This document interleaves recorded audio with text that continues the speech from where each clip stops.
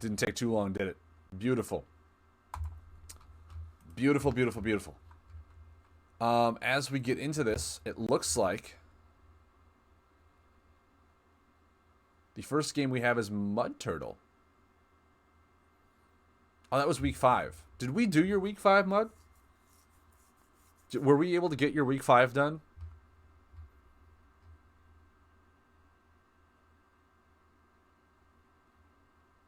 Or not?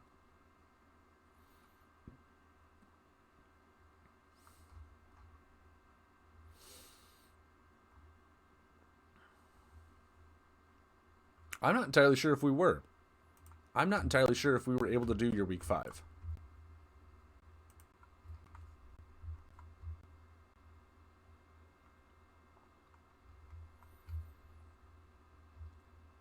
All right. Let's go into Mud Turtle's week 5. Mud Turtle against Lurker with Claus, Clackerson, and Tyrannos. Now let me know if I need to change my mic or my camera settings. I know that this is all new and my head is now bigger than usual. Did I do OFC's week 4?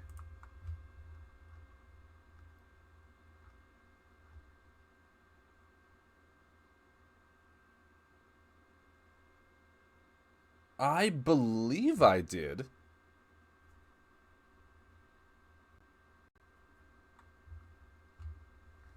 I believe I would have done that last week.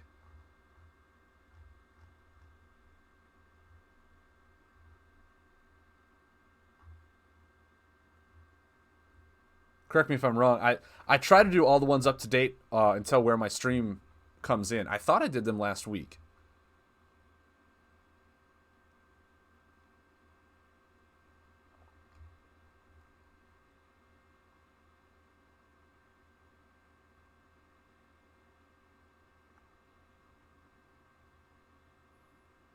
If not, I can always do them after this game.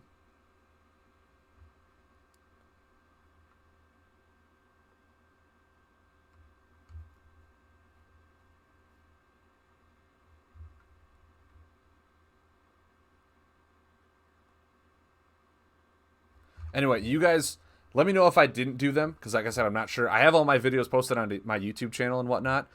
Just let me know if I did. Oh, okay. The game's after the interview. Yeah, I mean, a lot of people stopped watching me as soon as Benny left, because he's the star of my show, so that's completely understandable.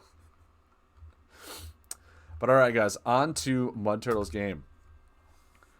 So it looks like we're playing the old-fashioned Claus Clackerson attack defend deck build that Mud Turtle is so infamous for. Syrup Lurker playing a very more offensive style mountain deck with Tyrannos. A lot of the elemental package, but mostly fire superiority. Playing a lot of buffs with Lurker's style of deck here, which is very interesting. It's not all elementals, which I thought was Tyrannos' main thing. But we are just going to see Mud Turtle pass and draw here. I'm assuming trying to just really build up a nice resource pool for his defend and attack abilities. We got 2 Umbron Defenders, which are going to be amazing cards to see here soon. Along with the Creeble Warcrier.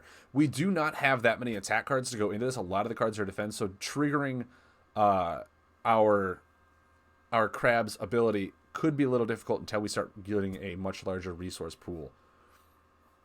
Now, Mud Turtle does have a Thunder Slug, and you might be wondering if it's time to go ahead and kill that. We're already going to start with Cold Snap.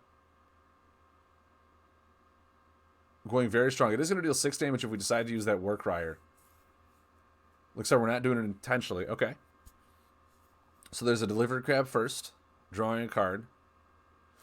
Can't play that Heroic Starfish, but we are going to Creeble Warcrier for 5 damage, essentially, with the Crab Ping. Still leading us into a good turn with Umbron Marauder next turn. Draga Scorcher going to come down. Along with Molten Terror. Now, those are some very powerful buffs. He might be trying to bait out that Thunder Slug coming out, but Cold Snap is going to come down now from Mud Turtle. Great idea to hold on to that, as it wasn't going to get the full value, but simply removing 14 damage on board is huge for a swing turn. We still have that Thunder Slug in hand if we need to heal more. But it looks like Mud Turtle has a very, very strong opportunity turn. The Umbron Marauders, 3 of them now in hand. Unfortunately, he is now at a higher health total, so those things are only going to hurt him. So we might be sitting here on a few more draw turns as Mud Turtle is looking for more resources to get. He does have maybe a Thunder Slug into Living Cloud turn if he really wants to use the Living Cloud, but I think it's way too early for that to happen.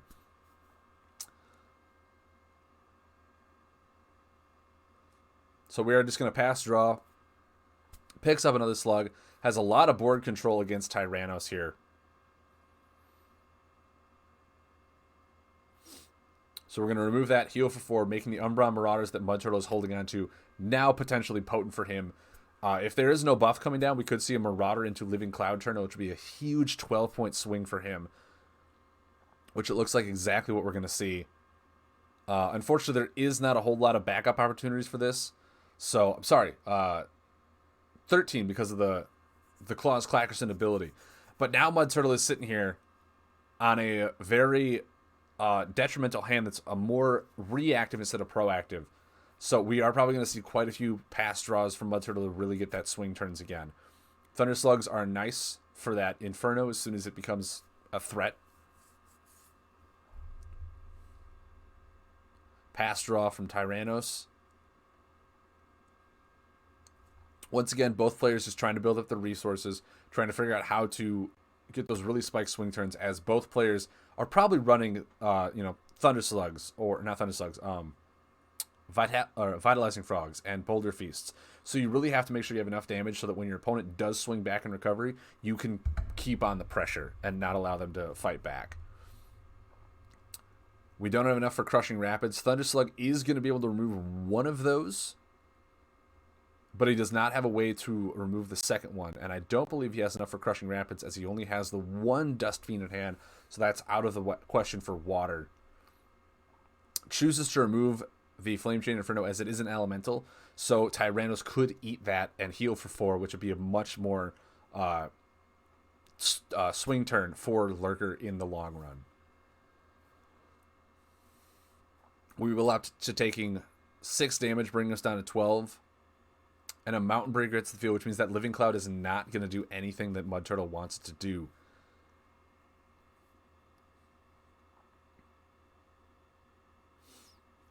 The Marauders are now online, however, which could make a Marauder Spark Wisp turn very strong. Mud Turtle, not a whole lot of defensive cards in hand. No frogs, nothing of the sort that would heal him. Obviously, the Crushing Rapids could, but we still are looking for that second water icon. Lurker, going to go ahead and remove the Mountain Breaker, realizing he's very close to death, need to heal instead of let the damage sit there. 5 cards in hand. We may be seeing a little more defensive style from Lurker. Doesn't look like they have the resources, and that, I think, is going to do it with Living Cloud for 6 and Dust Fiend for the additional 1. So Mud Turtle is going to take this game, or the Creeble Warcart, either or. Oh no, because it's both attacks. There was not a defend attack. My apologies. But Chain Lightning for 7 next turn, I think, is what's going to clinch this game for Mud Turtle. As Lurker is using his entire action to heal for 4, eating a buff, and Chain Lightning is going to finish this off with 7 damage. Great games. Early in the morning stretch. Great game for Mud Turtle. Getting as much value out of those Marauders as possible. Holding on to that Cold Snap for when it really mattered. Realizing that playing it too quickly wasn't going to get him the benefit or value that he wanted out of it. So playing that again at the right time really helped him swing it in his favor. And the old Ferris versus High Creator Arwen style deck. As we see, Mud Turtle's Ferris deck is very powerful, which has now changed drastically due to Lava Tamer and Ferris both being errated. Really set down a lot of the tempo and the amount of damage output that it had potential to. Lava Tamer coming down, picking up a Flame Bat. Not a bad choice there. We are going to actually start off with the Flame Bat as well. Looks like Mud Turtle is going to go ahead and draw for the next few turns, but really just putting on that early pressure, really stabilizing and establishing his board presence. Lurker starting with a Hoarder in hand is very good for High Creator Arwen as well.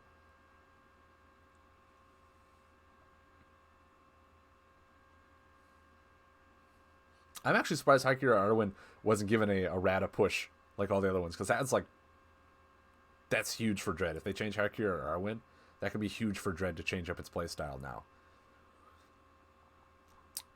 So Lurker, just go ahead and draw in 2 cards. Mud Turtle did pick up an Unborn Informant, which is going to be insane value for him going into Lurker's several card draws for the first opening turns.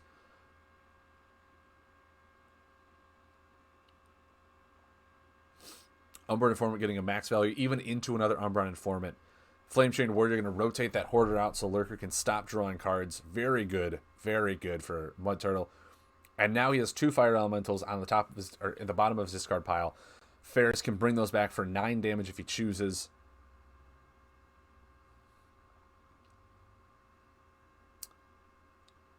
Going back into another Hoarder, another turn like that.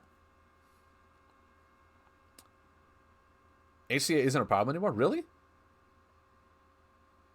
Well, it's not so much a problem as the way he stands right now. It outside of maybe a Machia, Dread doesn't have a whole lot of other viable opportunities. So if they change Hakira Arwen, just changing that one hero would essentially open up Dread to where people would need to start experimenting more, maybe with just different heroes or whatnot. Obviously, Xyle is still a thing, so I don't know how much it would really change all that much. But that's just my... Obviously, if you change Ferris as one hero, but then the Lava Tamer, that was a huge change for Dread. So we do see another Wall of Bones coming down. Mud Turtle, Crystal Leech, and getting rid of both of those, just saying, you know what, I've had it. You're done with your buffs. You're done with your defensive. I'm going on the all-out offensive right now. Picking up 2 Mountain Breakers. Sorry, guys. I need to get another energy drink or something like that. We could see a Lava Tamer into a Flame Chained Elder. We could see a Mountain Breaker into Ferris's ability, starting up next turn's Flame Burrowers. Just really trying to hammer in as much damage as possible, as Mud Turtle's deck is very aggressive and trying to make it so his opponent does not have any opportunities to kind of rekindle and get back into this game. The Flame Burrow into Flame Chain Warrior card synergies here is going to have just 10 damage over the next 2 turns. Lurker is going to try and heal, but with his Dread buffs healing for a micro of 1, that's not going to be enough to outpace all this damage that Mud Turtle is coming in for. With 2 Wall of Bones gone, there's a lot of damage reduction gone as well. Mud Turtle just might end up overwhelming this matchup.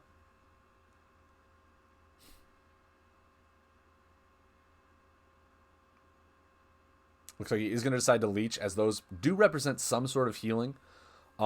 We could also see a Barkeep come down or another Mountain Breaker. But then, of course, he doesn't have superiority in Crystal, so it is going to be the Barkeep.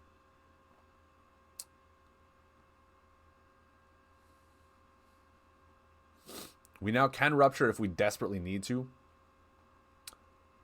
Depending on what Lurker does, maybe he puts down another Wall of Bones. I don't know. Puts down a Bone Reaper. Very nice, as it is healing for Dread. We do have 6 damage here. Another Mountain Breaker is going to come down, and probably another Barkeep. Just representing a lot of untouchable damage on board.